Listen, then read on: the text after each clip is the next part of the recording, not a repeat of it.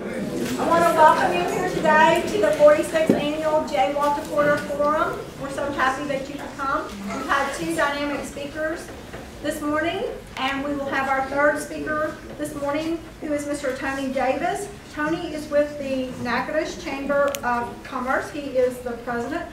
He is going to share information with us today about economic and community development as it is related to the city of Natchitoches and our surrounding region and state. Please give Tony a warm welcome.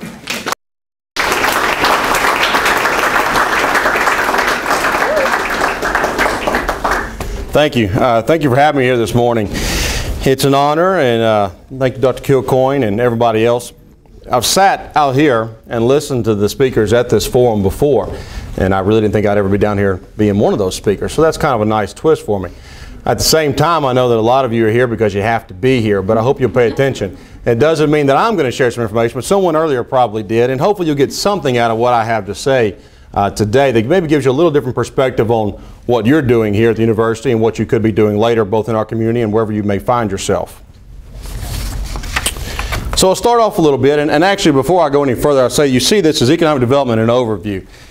Wasn't sure where I want to take this today, and for those that were in the last segment, heard the last speaker, we had a really good overview of economic development and a close kind of more of a spotlight on Concordia Parish. This is not going to necessarily be a spotlight on Natchitoches Parish, but we'll talk about some overview, and then we'll zoom in a little bit for Natchitoches while we're at it. I want to tell you first of all that I am with the Chamber of Commerce and the President and CEO. For those who don't know what the Chamber of Commerce is, it's a membership-based organization.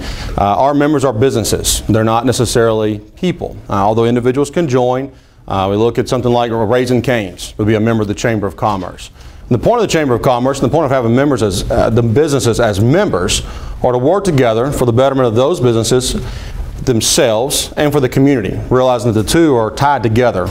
That the better the community does, the better the businesses can do. The better the businesses are doing, the better they can help the community. The Chamber of Commerce in Natchitoches was founded in 1919, so we've got a pretty good history here in Natchitoches. It's led by a board of directors. The board of directors are all volunteers. They set the tone, the plan of action. They set the priorities for what I have to do then with my staff in the office. I also want to note right now that we're not part of the government. That's a common misconception. So for all of you here, I feel like I'm really reaching down to the depths and get some young people to understand the Chamber of Commerce is not part of the government. I'm not elected. We don't get tax dollars. We're a standalone entity in that sense. And that gives us a way, if you heard the last speaker, you heard the political boundaries. Politicians pay attention to political boundaries. They're just invisible lines to the rest of us. We don't have to deal with those invisible lines as much because we're dependent on those tax dollars. We do a lot of different things with the Chamber. Probably one of the biggest things we do is business development. When we look at business development as a way to help our members do their business better. The analogy I like to give a lot of times is, I'm not here to help somebody be a better baker for cupcakes. I can't bake at all. I'm not going to try. What I can help them do and connect them to people who can help them do better bookkeeping, understand their human resources, understand what issues they may have liability-wise, get them in touch with CPAs, attorneys, help them with marketing and branding. We have a number of programs we do that we work with SBDC on some of those. We find members who want to help other members with some of those programs, but we help them to do their business better. A lot of the work that the Chamber does is done through committees. Also, you look at the education, another one of the committees, and I'll come back and forth on education throughout this presentation, but education is very important to the Chamber. And a lot of folks stop and say, well, you know, I can see for a job where that may be the tie-in, but outside of that, why would the Chamber of Commerce really worry about education? Well, we worry a lot about education. We worry about it because if we don't have an educated workforce, it doesn't do us any good to bring somebody else in to hire somebody. We're spinning our wheels. We've got to have folks who are going through the education system. They're learning what they need to learn. They're getting technical certifications. They're getting a 4-year degree. They're getting whatever information they need, at least a high school diploma and preferably some kind of vocational training to be employable. If you don't have that, you're not employable for most of the jobs that we have in our area, for most of the jobs you're going to find anywhere, and especially for the jobs that you won't. And y'all are going to learn the difference in the job you want and the job you get sometimes too, unfortunately. But it's something we all have to go through at different times. So we work very hard on education as a long-term economic development strategy. Again, and this was referenced before as well, and I won't say that anymore because a lot of things I'm going to say were referenced earlier if you heard the last speaker. But the best thing we can do for our community is keep our existing businesses in business. It's the cheapest thing we can do to keep everyone happy. It costs a lot more money, it's a lot more trouble, it takes a lot longer to get a new business in town compared to just simply keeping an active pipeline of employees for an existing business. So we take education very, very seriously with the Chamber. Some other things that we do, when you see the ... everything else, because the Chamber covers a lot of ground. You've heard the analogy of the professor standing in front of the classroom saying, here's the jar, you know, and here's the big rocks, and these are certain things, and here's the smaller rocks and the gravel, and then the sand that fills everything else in. We're kind of like that sand in a lot of cases. The Chamber does things that no one else will do or no one else can do to help our community move forward. So now, economic development. You hear that term a lot. You hear it a lot more these days, it seems like, than ever before. Maybe it's just the circles that I'm running in, but I hear it a lot of times, and most people don't really know what that means. They may have an idea, and part of that idea may be correct, part of it may not be. So we'll talk a little bit about that today. How do you know that economic development is actually happening? How do you know that it's successful or not successful? Some of the things you can look for are standards of living. Is the standard of living increasing? And standard of living are things that can be measured. You know, that's not so much do you have access to something, it's saying what's the average wage? If the average income for the city is at $20,000 one year and at $22,000 the next year, that's a standard level of living that is increasing. That's a measurable thing. So when we look at economic development, we want to see what those metrics are, and we want to be able to measure them and see that they're going up sustainably. And if they are, economic development's happening. And then you can break down the rest of the things that happen with that. So here's where we're going to get more of the, in general sense, how do you start? What is economic development? It has to start somewhere. Everything has to start somewhere. And what you find is that a lot of communities that may be doing economic development maybe haven't even done this the way they should. And this also applies to a lot of things you do, not just economic development, but that's strategic planning and planning in general. You have to plan. And it's not so much that the plans are there, it's the planning. As you see, plans are nothing, planning is everything. You can set a plan, you can walk away from the table. And if we all got together right now, we said, this is our plan, we're going to do this. Now, set, hut, break, let's go out and do something. If none of you do anything, where are we? We're nowhere. The planning is the important part of this, where we come together and we have the different perspectives, the different ideas, the things that say, what do we want to address? Then we can figure out how we want to address those, and we can move forward from that point. So planning is the first step in any economic development initiative. What you have to look at there also is, who are we? And that's a very important question for a community with economic development. It's an important question for an institution, for a business, for anybody who's planning, but for a community or a region with economic development, you have to say, you have to ask these questions. Who are we? And for Natchitoches, you think, well, and this is where something a little bit of a back and forth on. You guys may have an idea what Natchitoches is. That may differ very, very much from what I think Natchitoches is. So part of the planning, part of the strategy is getting everyone on board with understanding who we are. That goes back to having everyone at the table. And that comes from groups with community leaders, with business leaders. It comes from public input. But getting everyone's perspective to say, who are we? What are our strong points? What do we have to offer the world? What do we want to accentuate? What do we want to do better? Who are we and who do we want to become? We've got great tourism here. We've got strong manufacturing and industry. We've got education. We've got these great things that we know we have. We've got to identify that, though. We can't just take off running in the dark. We need to know which way we want to go so we can put our effort and energy in that direction. Who do we want to become? We've got to identify where do we want to be 5 years from now? Where do we want to be 10 years from now? Are we looking to bring in more manufacturers? Are we looking to sustain the manufacturing base that we have now and expand those? We want to bring in vertical alignment for those. Take the existing top 5 industries and bring in a bunch of ancillary services that help those and thus build out the economy from that level. Do we want to leave it like it is and take the downtown, the cultural aspect, and really grow off that in tourism? Or preferably, do we want to do all the above and really work a plan out for all of those things? And then probably, well, they're all tied for most important, I guess, but how do we get there? It's one thing, again, to sit down and talk about it and then get up and go. You got to figure out what you're going to do once you get up and go. And it takes a lot of work on that. So when we say how do we get there, what we're really looking at is what steps and who do we use to help us with that. Getting there takes targeting. And you target these things, public investments. We talked earlier about infrastructure. Again, you can't just take off in the dark with economic development. You have to have that plan. So let's say you're looking at, you're going to attract some more industry to our area. That's our plan, we're going to do that. where are we going to put it? Where do we have land that's available for that? Where do we have land that's certified for that? How do we get that land certified for? Do we have infrastructure there? Earlier we talked about the different kinds of infrastructure. That list grows all the time. From water and sewer, fiber optics, broadband access, whatever it may be, utilities. Do we have that ready? We don't want someone to say one day, you know what, I know John Doe has this huge farm on the south side of town. And I think as a city government, we can buy that farm and we can go ahead and certify it. We're going to put all these tax dollars into it, and we're going to have this place ready to go. Well, if everything in town is moving north, is that a good idea to buy that big parcel of land on the south side of town? Absolutely not. So you have to have that plan so that you only have so many dollars. We all go through that, whether we're looking for lunch or a new car or we're certifying a site for economic development. There's only so many dollars to go around, so you've got to spend that dollar wisely. Once you figure out where you're going to put it, what you're doing there, you look at marketing and entrepreneurial efforts. Marketing is so important. Marketing is important in everything you do. I've had people tell me that marketing should be 75% of everything you do every day. The rest was details you can fill in around that point. I don't necessarily agree with all that, but I will say marketing is important. Let's take this piece of land we're talking about. We've got it certified now, and I'll talk a little bit more about certification later, but now we've got it. Do you know about it? Do you know, if I look at this audience and I ask you right now, does anybody know there's a certified site in Natchitoches? Can you raise your hand if you know there's a certified site in Natchitoches? Certified website? We don't have one of those either. So here's the thing. You don't know that. We do have. We have a smart site here at the Natchitoches Parish Port. Doesn't mean much to you. You're not the target audience. I'll admit that. But the smart site is a CLECO certified site, CLECO being the utility company. And what we've done by saying certified is that it meets certain minimum requirements, and they're actually pretty stringent. That says that if a company comes in right now and they want to build a facility and put to work 1,000 people, that they can do so within 6 months because we have everything on that site needed.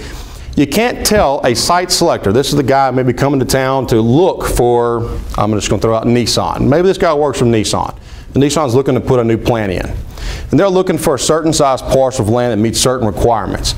That guy is not going to pick up the phone and call our port and say, hey, you got some land out there? Yeah, I got it. I'm looking at it right now. It's a huge field sitting out here. That doesn't work. What they want is a report that says the density of the soil. Is it clean from any contagions? Are there issues with swamp land, low-lying land? What kind of utilities go to it? How big are the pipes that run the sewer out to that place? What kind of power can it get? All those things have to be quantified, measured, and put into a report form ahead of time. So right now what we have is a big leg up on some of our competition with having a smart site certified site at the port. That says that it meets all these requirements, and we can now go out and market that we have that to the target audiences. Again, you guys aren't really quite that target audience necessarily, so I forgive you for not knowing it this one time, but that is important that we have that, and then we put a concerted effort into making sure everyone else knows that we have it. Time, talent, and money. Those are things you never have enough of. So when we're talking about getting our plan, figuring out where we want to go, how we want to get there, we've got to make sure that we are utilizing appropriately our time, the talents in our community, and the money that we have. You hear partnerships and regionalism a lot. That's because two people have more money than one person if you put them all together, generally speaking. So we try to make sure that we're utilizing our time appropriately and efficiently, that we're looking at our talent. What is our talent? You guys are big talent for Natchitoches. Having a four-year university right here, Northwestern State University, is a tremendous talent base for us in Natchitoches Parish. Not everyone can claim that they have a four-year university, especially one as good as Northwestern. So you guys are part of the talent. How can we utilize the resources here at our university to help us in our economic development efforts? Money. I could go on and on about money or the lack thereof.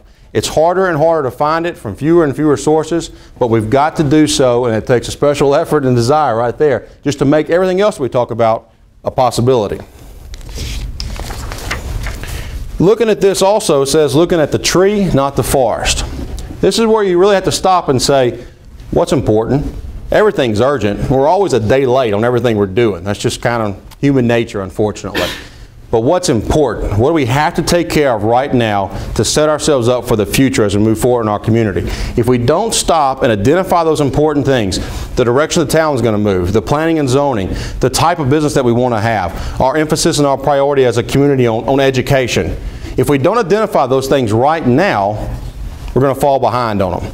So you've got to take care of what's important and forget about what's urgent for a second when you're doing this kind of planning. We talked a little bit earlier also about the community development, economic development. And they are very similar. There's a lot of overlap in those, but they're really not quite the same.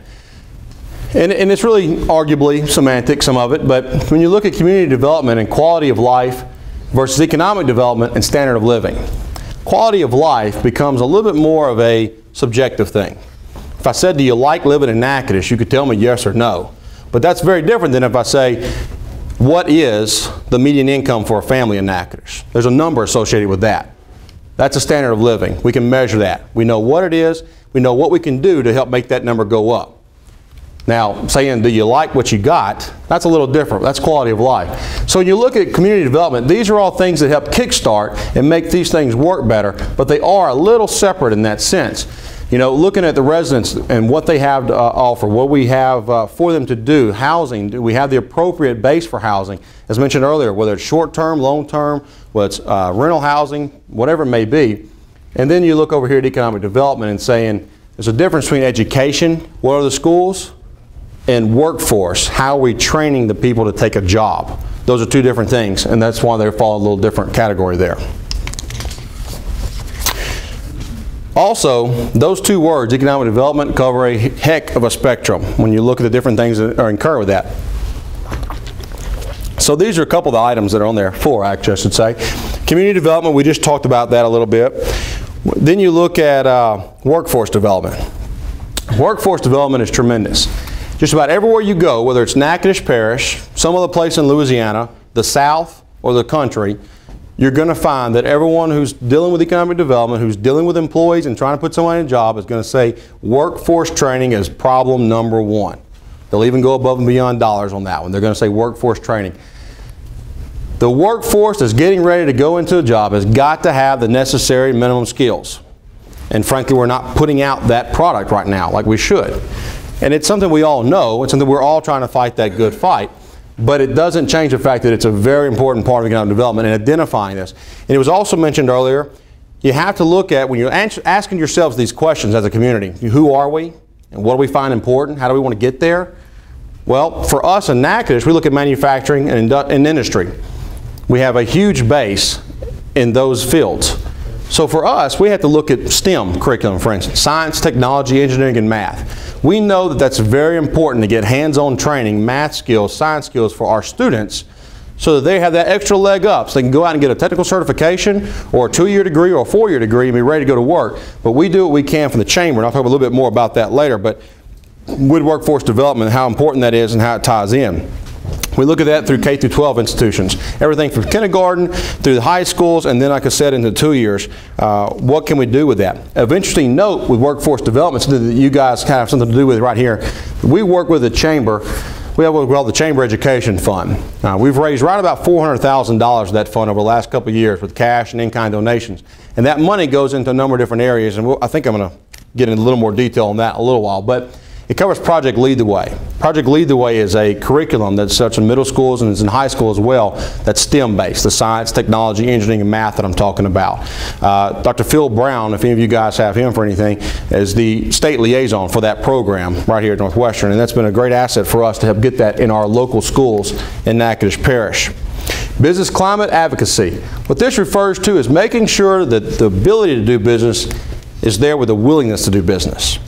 A company may come to Natchitoches and say, I want to put a shop here. You got a great culture. I like going downtown. You got a university here. It's a beautiful place. I can drive around. It's not a big city, but it's only 30, 45 minutes away from some other things I want to get to, an hour at most.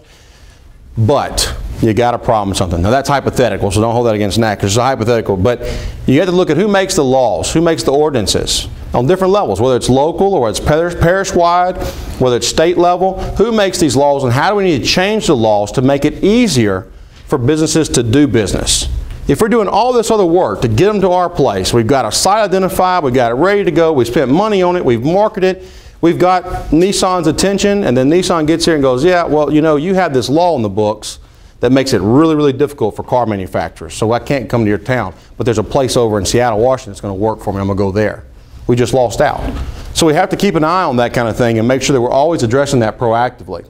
And then the marketing, I've kind of beat that horse already, how important it is to make sure that you get that information out there. You'll see here in a minute, we'll talk about some of our partners and I'll come back to marketing. So when we look at all this, we have to look at who are we working with for this. We can't do it by ourselves. We being any person, insert name here. You can't do it by yourself. So locally, we look at work with the city of Natchitoches. They have certain industrial sites that we work with for them. The Natchitoches Parish Port, the Natchitoches Parish Government, which right now is a police jury form of government. For you guys that are registered to vote on November 6th, you'll be voting if you're voting here, and I encourage you to vote if you're registered. They also have on the ballot parish president and a council person, whatever district you live in. We are changing the form of parish government to a home rule charter. So where there are now 11 districts with 11 different police jurors, there will now moving forward be a parish president who presides with a 5-district council. So we look at these as partners here locally. Keep in mind also that you have tax collecting entity here, you have a tax collecting entity here. We also work with the sheriff's department and the school board because they also collect taxes. And while that's important, because number one, that's dollars to spend when we need to spend them, and number two, if we have to give an abatement of some kind to a business to entice them to locate in Natchitoches, we've got to get everybody on the same page saying we all agree that it's important enough that we're okay with foregoing some of those tax dollars for some amount of time to allow that business to do business here in Natchitoches. So we have to make sure all these folks are answering that question with the same answer. Other partners are the education aspects. And Bill Smith might kill me for using that column. I hope that's the right thing. But little squish, sorry. So you've got Northwestern. You've got the Northwest Louisiana Technical College right here in Natchitoches. Another great thing, another opportunity that we have with us. I mentioned Northwestern and how important that is. But we also have a 2-year, we have the Technical College here in town. That's tremendous to have that. What we've seen a lot of times is that I guess the dirty little secret is everyone goes to college. And that's great. But not everyone is going to go to college. And we have an opportunity to take care of those folks and make sure they're trained at a level that our local industry can utilize them and they can get a good paying job as well and keep those dollars flowing in our community. Right now, when we look at partnering also, I mentioned a while ago some of the tax base. Obviously, that's not the case with education. One of the examples of what we can work with for economic development in education is the advisory council we're working with right now. I'm part of this. For the engineering technology program here at Northwestern. Looking at that, trying to make sure that folks are aware of that program, what the product is that comes out of that program, making sure that our local industry is aware of the product that comes out of that program so we can align those things. Again, we have the university right here. We have large employers in those fields right here. We need to make sure that you guys, the students that are going into those programs, are learning what these guys need you to know so you could potentially go right to the program and come out into a job here locally. It keeps our local employers with a steady pipeline of workforce. Other partners include our regional and state level economic development. LED, Louisiana Economic Development. I didn't write down in my notes all the different accolades that state LED has, but they have a book full of them. Governor General appointed Stephen Moray as head of LED. LED has then just blossomed in a lot of different ways. When I talk about business advocacy, the business climate, they've done a lot of good work on that and attracting folks. For instance, there's a tax incentive for moving the headquarters of your business to Louisiana. You know, it's great to have a facility here. What if we get your headquarters in Louisiana? So they said, hey, that's important to us as a state, so we want to make it easier for them to do that. They do lots and lots of things. The Louisiana Fast Start program, which I'll mention a little later in the program, but Fast Start's under the direction of a fellow named Jeff Lynn. Jeff Lynn had the #1 workforce training program in Georgia until he was hired in Louisiana. Now he has what's called Fast Start, which is the #1 workforce training program in the country for 3 years in a row. You know, that's very, very, very impressive. I can't tell you how impressive that is. And what that means is, for a company, and I'm going to use Nissan again, Nissan wants to come here and they say, you know, you've got X amount of employees, we need a few more than that. And we need to know, we need all of them to be able to do a certain activity that they're going to do every day. That's a big challenge. You think about the logistics of getting, let's say 1,000 people to be trained in a very short amount of time to do one activity. That's where Fast Start comes in. They can come in and create a curriculum just for Nissan, just for that problem, and help train all those people in a very short amount of time using state resources and other resources and partners to get that workforce ready for that plant to go in operation right away. So that's a tremendous asset that we have on our side in helping to attract new business. The North Louisiana Economic Partnership and CLEDA, that's 2 regional. There are 8 regional organizations around the state that fall under LED. North Louisiana Economic Partnership is a 14 parish region. It covers the I-20 corridor, and it goes down I-49 and catches Natchitoches Parish. We're kind of on the southern tip of that one. What we look at there is, I mentioned marketing for economic development earlier. North Louisiana Economic Partnership, NLEP, that's a big thing that they do. They say, hey, you know what? When you mention Louisiana to somebody and you're not in Louisiana, is there a city that they're going to name? It's not Natchitoches, is it? It starts with an N, but it's not Natchitoches. You're right. I heard it out there. So what they're saying is, how do we let people know that there's a whole other side of Louisiana? And it has a lot of things to offer. They group together. We talked about regionalism, how important that is. Partnerships. This is a partnership of two former organizations that now covers North Louisiana. The population base there is about 900,000. So they can say, hey, look, I know you know what New Orleans is, or you think you do anyway. But let me tell you about North Louisiana. Let me tell you about all the different learning institutions we have there, the facilities that we have there, the access by roads and transportation and airports, everything else. Let me tell you about that, and they do a great job at it. Their counterpart in Central Louisiana is CLETA.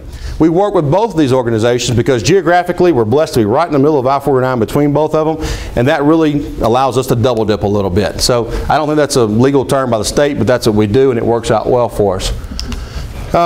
So I tell you all those things, and then I say, well, how does that apply right here in Natchitoches? Or what does that mean? How can you identify it as you drive around town? So we'll look into some of that now. In the city of Natchitoches, we actually have 3 industrial parks. The Air Industrial Park is located on the edge of the airport.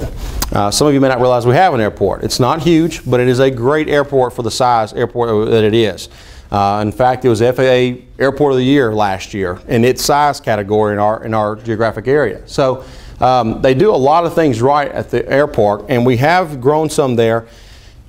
You might have heard of the Flight Academy of New Orleans that opened up a satellite office at the airport. They're going to be training pilots through there. That is an area, pilots, professional aviation, that is going to see a tremendous surge in demand pretty soon. We have that opportunity right here because of our airport to take advantage of that, and we can do other things with that as well. The Natchitoches Industrial Park, if you know where Alliance Compressors is located, right next to that's the industrial park. It's on the South Highway 1 bypass. We have a number of acres there and large and small parcels that are ready to go. We're working with LED, the Louisiana Economic Development, right now to get those sites certified. I was talking about certified sites earlier. We're trying to make sure that our little dossier is filled out and says that it meets all the requirements that we need to meet so we can start marketing that property in a more efficient manner. The Natchitoches Industrial Park South is where the feed mills are located. If you've been on the Highway 1 South bypass, you saw the tall silos out there. Those are the Pilgrim's Pride feed mills. That's actually the front part or the north part of the Industrial Park South. If you've been down Highway 1 recently, you might have noticed that Highway 478, Waterwell Road, is all torn up right now. That's being widened and straightened out to make a very good corridor from Highway 1 out to the interstate. That corridor will be the southern boundary of the city limits of Natchitoches, and it's also going to be growing this industrial park. It'll be a planned industrial area that we'll be able to certify and market as well, growing Natchitoches out somewhat. The port. We have a great port here as well. The port's located just north of Natchitoches on Red River. A lot of dollars have gone into that port, and a lot of folks don't realize it's there. Again, I realize this is not necessarily the target audience, but it's an important facility that we have. You heard earlier that Vidalia is putting in a port right now on the Mississippi. We have a port in place right now. It is a shallow draft port, and you can see the dollars that have gone into this. $17.5 million in public funds, also 25 in private investment. There are a number of businesses that work out of the port now.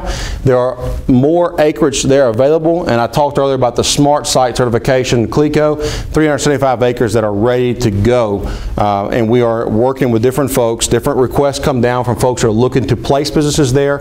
We're responding to all of them and trying to narrow down that field as we move along. Natchitoches Parish, when I look at the unincorporated areas, think the city of Natchitoches, think the port, and then think everything else. Everything else is what I'm referring to here with Natchitoches Parish. And really, it's wide open. We have 1,300 square miles out there, one of the largest geographic parishes in the state. We've got a lot of land to work with. Agribusiness is big, but we have planning to do that has maybe not been done as effectively as we'd like to have seen it done, but we're working right now with some new partners and trying to make sure that we are planning the right investments. I mentioned at the very beginning of the presentation that you can't just take off running. We don't want to just randomly buy a piece of land, get it certified, and then find out later it's the wrong spot. So looking at what do we want to put, where do we want to put it, and then working to effectively put the infrastructure in place, the planning in place in different parts of our parish. But we have a tremendous blank slate to work with there, and we're going to see some good things come from that over time. Now I'm going to harp a little bit more on the education part of it because that's so important. All this is for naught. You can do all the planning in the world, you can have everybody on board, everybody can jump up shouting, and they know what they want to do. And if the business comes here and says, I can't hire the employees I need, it all falls apart right there. So really and truly, you can almost look at this as the very beginning of all of it, that it has to work from there. So workforce is super important. I mentioned the Chamber Education Fund. I'll just go there just pretty quickly here, but there's 5 areas that we like to cover with that. And I mentioned that we've raised about $400,000. Project Lead the Way is the biggest part of that. That's the curriculum that goes in the middle schools and the high schools. It gets kids acclimated, or at least it puts them in a hands-on situation to learn CAD programming, to do advanced math. They don't know they're doing advanced math. They're building robots. They're doing a lot of hands-on things in middle schools and high schools, and it really sets them up for that STEM curriculum, that science, technology, engineering, and math. It gives them a little leg up on everything else, and that's something we want to be able to offer to our students, and we are moving that way. The Education Fund has helped put those labs in the classes. We've increased the enrollment in those classes from nothing a couple years ago to now I guess a student who is going into 7th grade this year, or 6th grade I believe, will actually be able to take one of these classes till he graduates. They'll be able to take all these classes moving forward. Math Counts is a middle school. It's backed by a National Association of Mechanical Engineers, I believe. And that just puts kids learning more about math at a younger age. Robotics kind of covers a number of things, but a lot of that's involved with the Cyber Innovation Center in Bossier at Barksdale. And robotics programs, again, it lets a kid build something with their hands, and that does so much for the child in learning. And I say child, I mean these are for middle and for high schools here, but summer camps are important too. What we try to do is offer affordable summer camps in a number of different areas, one of which is robotics, but we cover those with energy camps, tours of facilities. You know, for a middle school kid to be able to go to a camp and get this math problem and look at it and go, man, I don't know if I can do this or not. They work through it, and then they can go to a facility. They can go to Alliance, they can go to Pilgrims, they can go to International Paper, and they can see that actual math problem in front of them. They can see a conveyor belt moving product. They can see a robot and it's in the way the arm's moving, and they recognize that that's the problem they just worked out. It connects in a whole new way for kids. And industry-based certifications, again, that's taking advantage of that technical college that we have here and allowing for folks to go in and get a certification in welding, in industrial maintenance. It places them as a priority employee then for our local employers. Again, these are the folks who are employing a large percentage of the people in our parish. And I'll give you a quick number on that. The Chamber of Commerce has about 400 members. Our market penetration, in other words, the percentage of the actual number of businesses that are our members, in Natchitoches is about 40%. So 40 out of 100 businesses are going to be part of the Chamber. So we represent a pretty good part of that. That's over 9,000 employees in our members that we have. Out of that number of members at 400 plus, 3% of those employ more than 100 people. That 3% employ 58% of all those employees. So let that sink in a second. Now when I talk about how important it is to keep our existing industry with a good pipeline of employees, is that the top 3% of employers employ almost 2/3 of all the people employed in our parish. That's a very important number to keep in mind, and why this stuff is so important. And again, I talked about the advisory council with engineering earlier. We do that with a number of other things. So another partner that we use for education is the Sheriff's Department. Believe it or not, they make a great partner for truancy. When you talk about how important education is to employment, how important is being in school to learning? I mean, that's the basis of it. If a kid's not in the classroom, he's not going to learn anything. So we've got a great partner with the sheriff and trying to make sure that the kids who aren't in class are we find out who they are and we can get them in class for whatever reason they weren't there. So we've got some good partners for that. So when you're kind of pulling it all together, here's what we're looking at. You've got to plan. Planning is everything. If you don't plan, it's going to fall apart. So you've got to have that plan you're putting together. Who are we? Identify that. Who do we want to be? How do we want to grow who we are? We know we're going with that. Partnering, because we can't do it ourselves. For dollars, for manpower, for perspectives. You've got to have the right partners in it. and you put them all together, you start getting the progress that we need. And I'll give you an example of the progress because everyone wants to know what's concrete, what's actually happened. Monday, we had the governor here for an announcment at Weyerhaeuser, the eye-level facility. It's one of our large employers here. That's off Highway 6 as you head north out of town. You might have seen it, you might not know it's there. The Weyerhaeuser eye-level facility announced a $6 million modernization of some equipment they have there, and they'll add 30 new jobs in that facility. They're also going to add a lot of indirect jobs, the work that happens on upgrading that facility over the next couple of years. But 30 of those jobs will be permanent, and they'll stay there with that facility. That doesn't happen overnight. It didn't happen by chance. It happened by planning, and it started way back in April. And it took the partners and the planning to make that a reality that finally came to be announced on Monday. So things are happening, and I'll tell you, we talk about partnering with LED. You know, we look at the tax credits. They use a modernization tax credit, which is available through LED. They use the LED Fast Start program that I was talking about to train those new employees that they've got for this new piece of equipment. They got to do that in a hurry, and Fast Start's going to help them take care of that. So that's what I'd say. It's important to look at all of the different partners it takes to make some of these things happen. So, as we are today, and as we look forward to the future, realize, as was said earlier, that we make the future. And as I look out there at all of you guys, you make the future. And you make Natchitoches' future too. No matter where you're from, you're in Natchitoches now. And I hope the Natchitoches is always an important part of your heart, whether you stay here or you don't. But you can help out. We make the future here. We all have a stake in it. You know, one of the things that I sometimes hear from students, and it's kind of early the target question came up, you know, why don't we not have this? Or, you know, there's nothing to do, or I wish we had this, or so on and so forth. We do what we can for some of those. Some of them are just simple black and white on paper. If the numbers aren't there, the business won't be here. And it's difficult. The chicken and the egg, the cart and the horse analogies. How do you get to that point when people want them, you know? Well, I'd live there if I had a Target. Well, with you not living here, we're that much further away from having a Target. I mean, those things, and it's a difficult dance, really, and a balancing act. But we all have a stake in it. And I'll tell you that looking at that, when I have students or you know, people who say, I'm not going to stay in Natchitoches, you know, I don't like it for one reason or another. I love hearing when they will stay in Natchitoches. But I'll tell you this, that your life in Natchitoches is just like your life at work or anywhere else, anything else you do. It's what you make of it. It's how far are you willing to go to make it what you want it to be.